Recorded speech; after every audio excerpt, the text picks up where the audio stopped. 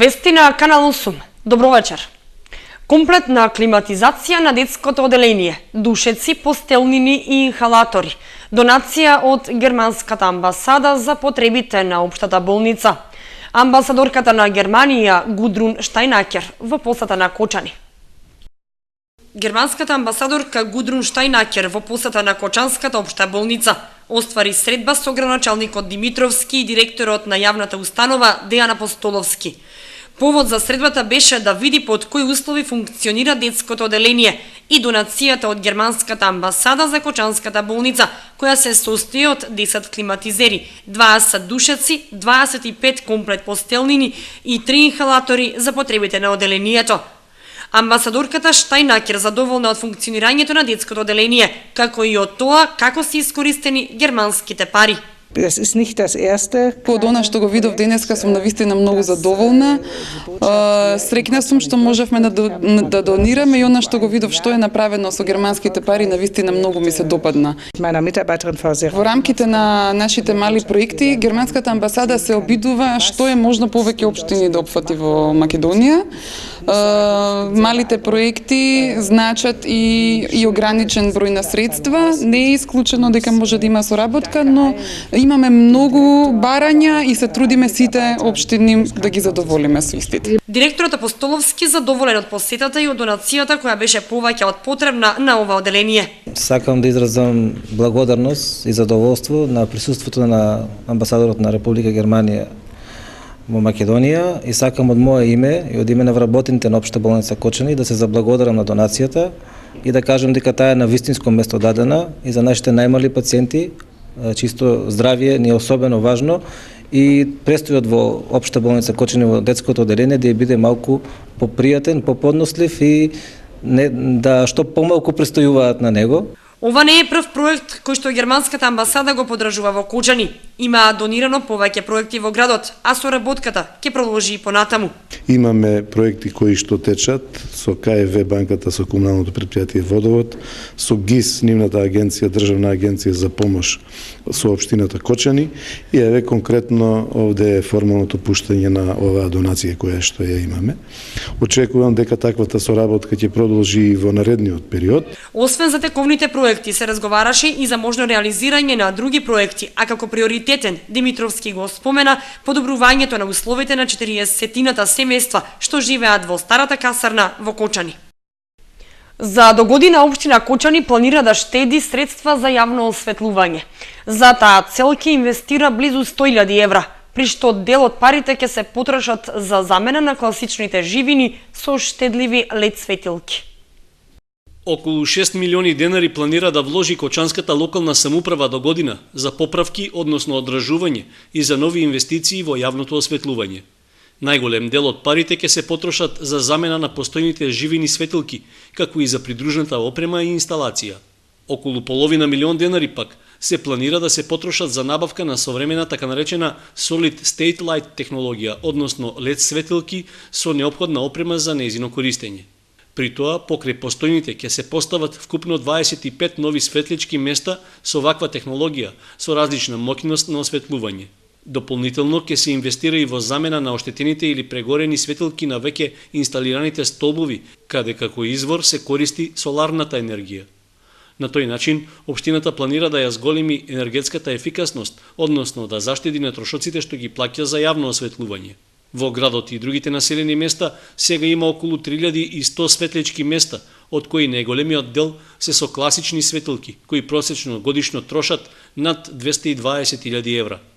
Тоа значи дека нешто повеќе од половината пари што се собираат од комуналната такса за јавно осветлување се префрлаат на сметката на ЕВН за потрошена електрична енергија. Токму затоа заложбите не само на сегашната локална власт е да се инвестира во технологија што ќе ги намали трошоците, а ќе ја зголеми ефикасноста. Во моментот во општината има над 90 светлички места кај кои се користат лед светилки, кои значително ја намалуваат потрошувачката на струја, како и 20 на светилки кои користат соларна енергија, каде освен инсталирањето и одржувањето нема дополнителни трошоци. Со програмата за јавно осветлување за наредната година се очекува од таксата што ја плаќаат граѓаните и претпријатијата да се соберат 22 милиони и 500 илјади денари, што е за 1,5 милион помалку од потребите.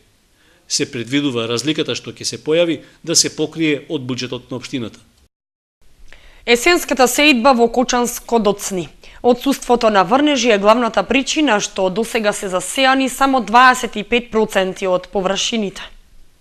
Вкупно 6437 хектари во Кочанско поле се планирани да се засеат со житарици.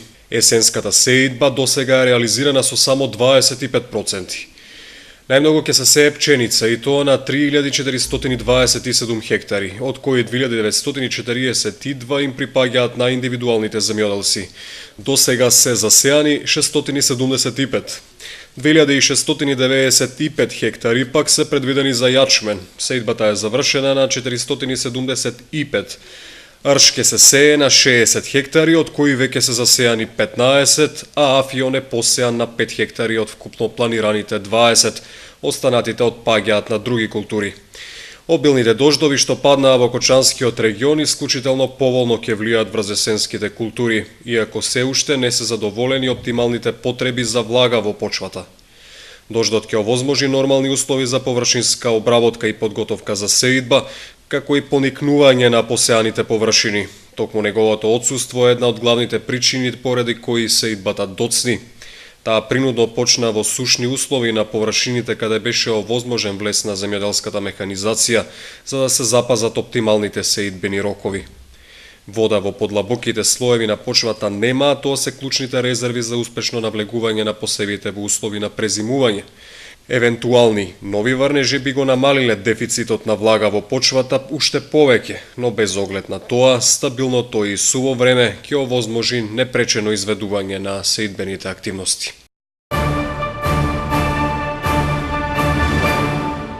Со продажбата на градежното земјиште во државна сопственост предвидена е и парцела за изградба на катна гаража. Таа се наоѓа во централното градско подрачје, а се планира на продажба да биде ставена наредната година. Проблемот со хаосот при паркирањето во централното градско подрачје на Кочани ќе се решава со изградба на катна гаража. Такви се барем плановите на локалната власт, која за догодина зацртала да понуди на продажба една парцела со ваква намена. Нејзината површина е 285 метри квадратни, а искористеноста е максимална, односно објектот ќе може да се гради скоро на 90% од парцелата. За сега таа се води како државно градежно земјиште на така наречената Собирна улица 1, во непосредна близина на Македонска пошта, каде што и во иднина со изградбата на нови објекти се очекува да има најголеми потешкоти со паркирањето на возилата. Со оглед на атрактивноста на локацијата на која се наоѓа земјиштето, тоа ќе се продава по почетна цена од 650 денари за метар квадратен. Максималната дозволена височина на објектот е 10 метри, односно инвеститорот ќе може да изгради приземје и 3 ката. Во општината нема определен рок кога парцелата ќе се понуди на продажба, но таа веќе е влезена во планирањата за наредната година. За почеток, тоа е единствената парцела што се нуди со ваква намена, веројатно со желба да се види интересот кај инвеститорите за изградба на катни гаражи. За ваков објект се размислувало и на просторот кај паркингот на трговскиот центар.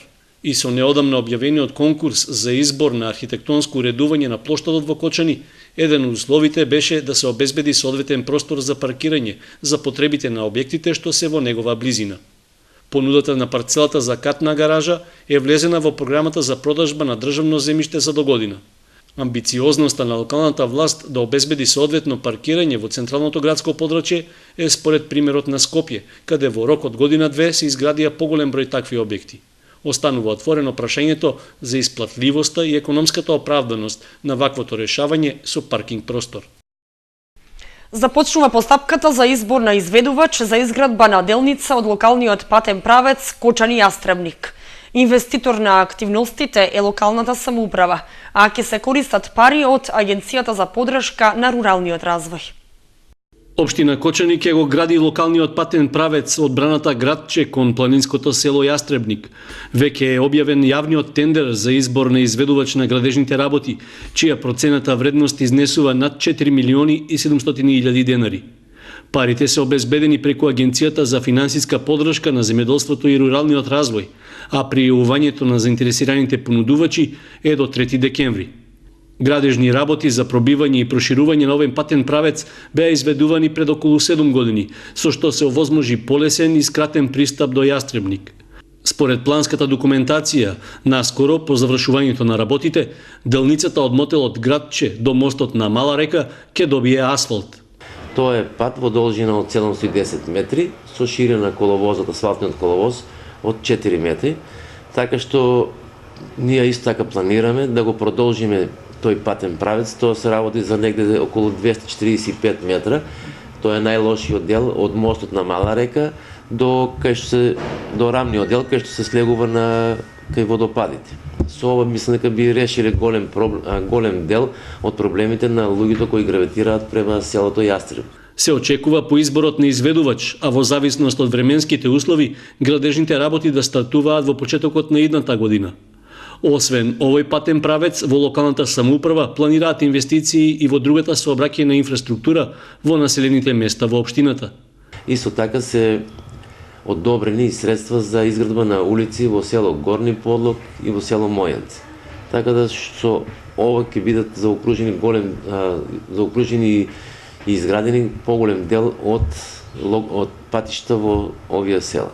Во меѓувреме, секторот за урбанизам веќе ја изготви програмата за изградба на локални патишта и улици во општината за наредната година, со што се предвидува за оваа намена да се потрошат околу 17 милиони денари.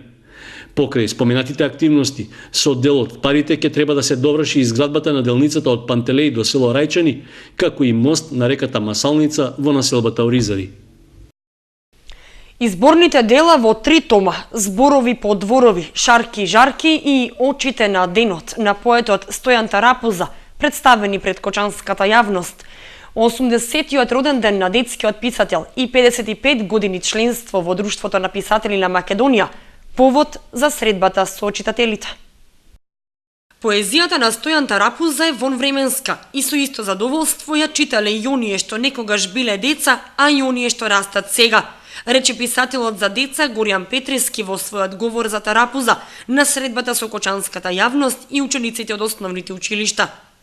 Преку својата поезија Тарапуза на мајсторски начин влегува во детскиот свет. За него не постои затворен премин, нешто што ќе се испречи и не може да се опее, да израсне во песна и да добие возвишена поетска димензија, додаде Петрески. За Тарапуза зборуваше и писателот Киро Донев. Ја имав среќата да го запознам, значи многу млад, а можеби судбината така сакала, после тоа, откако го запознав негова, Видо е подгоре, знаете, од моето родно место е, ја имав и таа чест да бидам на некој начин и негов ученик. Мислете, ми беше лесно мене да учам од него.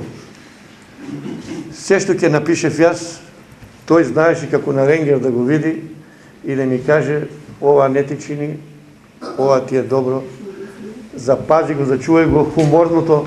Да. Од него научив дека насила не се станува писател за деца. Секој што мисли да стане, вика, писател за деца, се залажува ако мисли дека ќе успее, ако тоа не го носи во себе. Пред присутните свое обраќање имаше и Тарапуза, кој рече дека самиот тој има избрано начин како да допре во чудесните простории на детето, која како читател ќе му возврати онака како што секој поет посакува. Ви благодарам што дојдовте. Со своето присуство ме охрабривте, ме удостоивте да празнувам овој чин на моето создавање собран во 3 книги, заедно со вас. Колку сте убави, колку сте добри, колку сте способни. Во секој од вас има едно духовно дете. Негувајте го, слушајте го, почитувајте го. Тарапуза својот живот го посвети на децата. Тој за нив вели дека се верни читатели, благодарна публика и, иако мали, сепак многу умни. Стојан Тарапуза 3 пати ја има добиено наградата за најдобра детска книга која се доделувала на стручките вечери на поезијата, за стихозбирките Дамбара Думбара, Деновирки и 7 брода. Во Нови Сад ја има добиено Змаевата награда за современ израз во литературата за деца. Во 1995 година наградата на детска радост за стихозбирката Шарки Жарки и признанието статуетка Курирче.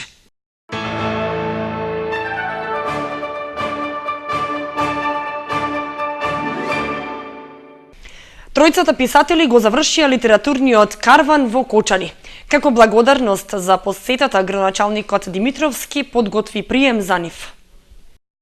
Стојан Тарапуза, Горијан Петрески и Киро Донев ја завршија дводневната посета на Кочани. Откако оствари средба со учениците од основните училишта Никола Карев и Свети Кирил и Методи, триото ги посети училиштата Раде Кратовчи и Малина Попиванова. Градоначалникот Димитровски во локалната самоуправа организираше прием за познатите писатели кои со позитивни впечатоци се заминуваат од Кочани. И мене како градоначалник ми беше посебно задоволство денеска да организирам прием во нивна чест, за да се подсетиме, тие се и мои лични пријатели, поврзани се со струката која што ја имам во приватниот бизнис и сметам дека нивната посета во општината Кочани, во сите училишта во општината Кочани, и е мощно добре дојдена заради тоа што на лице место нашите ученици, нашите најмлади сограѓани можеа да се запознаат како излегува еден поетски збор, како излегува еден расказ, како излегува еден роман, заради тоа што тие се така непосредни и во непосредниот контакт сето тоа го пренесуваат на децата. Димитровски рече дека општината планира да продолжи со организирање вакви и слични активности во кои не би биле вклучени само поети. Преку нив овозможува воспоставување интерактивна врска помеѓу учениците и истакнати професионалци во разни области. Ќе имаме средби со други професии, за да можеме да се представиме и ние како Кочани, а и на нашите најмлади да им ги представиме другите професии кои што се интересни и кои што се сретнуваат во секојдневниот живот. Посетата на писателите за деца Стојан Тарапуза, Горијан Петрески и Киро Донев беше во рамки на одбележувањето на месецот на книгата, како и саемот на книга што се одржува во библиотеката Искра. Дела од меѓународната изложба на карикатура на тема Внимавај слива, што се одржа во Делчево, изложени во Кочанскиот центар за култура. Познатите карикатуристи најавија одржување на едукативни работилници за карикатура и афоризам во Кочани. Изложба на карикатури кој се дел од изложбата на меѓународниот фестивал за афоризам и карикатура Пијанички денови на сливата беше отворена во салонот 2 во Центарот за култура Бели Мугри. 40 карикатури чија тема на годишниот конкурс беше Внимавај слива се на располагање на кочанските граѓани. На фестивалот учествувале карикатуристи од повеќе држави. Тука нова изложба застапени се карикатуристи од Кина, Јапонија, Индонезија, Турција, Полска, Чешка, Бугарија, Србија, Словенија, па скоро сите меридијани на светот. Гран прито за карикатура го освои нашиот познат карикатурист Блаже Докулевски, потоа имавме прва награда ја освои Ивајло Цветков Бугарија, втора награда Саша Димитриева из Србија, трета награда ја освои моментно еден од најдобрите карикатуристи во светот Љубомир Савов од Бугарија. Имавме награда за животно дело од областа на карикатурата и освои бардот на македонската карикатура Јордан Попилиев. Познати карикатуристи држат едукативни предавања од областа на карикатурата и афоризмот. Такви работилници афористичарот Ѓоргиевски најави и во Кочани за време на одржување на изложбата. Тој рече дека во неговите 40 години создавање карикатури и афоризми не се соочил со цензура на карикатура или негов афоризам. Интернационалниот фестивал за афоризам и карикатура Пијанец 2013 има за цел промоција на сливата и производите од слива како земјоделски производ карактеристичен за Делчево и регионот.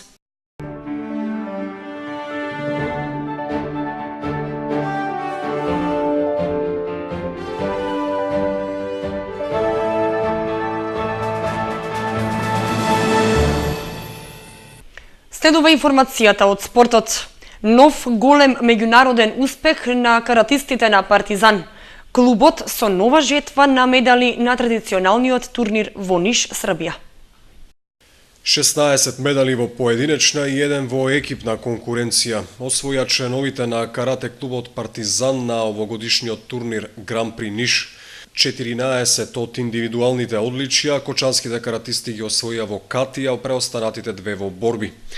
Златни медали во дисциплината кати освоија Василија Христич во конкуренција на каратистки родени 2001, Ива Таушанова и Роберто Здравковски родени 2003 и Михаил Митев во категорија каратисти 2004 година.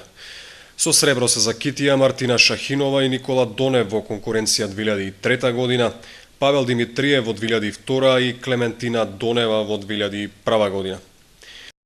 Дарко Гоцевски беше второпласиран во борби во конкуренција на сениори категорија над 78 килограми. Сребрен медал во борби во екипна конкуренција освоија и кадетите во состав Димитар Јакимов, Дени Манасиев и Борис Кикенски. До бронза во кати стигнаа Сандра Димитрова, Тијана Ефремова, Андреј Димов и Андреј Ѓоргиев во конкуренција каратисти родени 2001 година, како и Ѓорги Петров и Давид Пецов во конкуренција на 2004. Трето место освои Драган Гаврилов во борби во конкуренција на сениори плюс 78 килограми. Карате клубот Партизан настапи со 25 надпреварувачи, а на турнирот учествуваа дури 430 каратисти од 38 клуба од Србија, Косово, Македонија и Бугарија.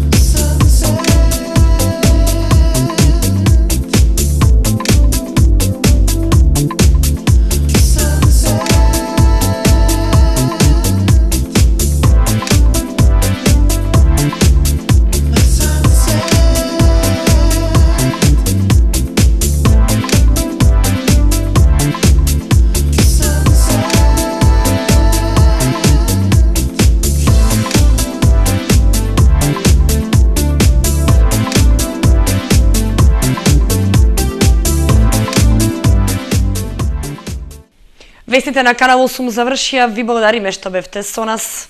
Пријатно.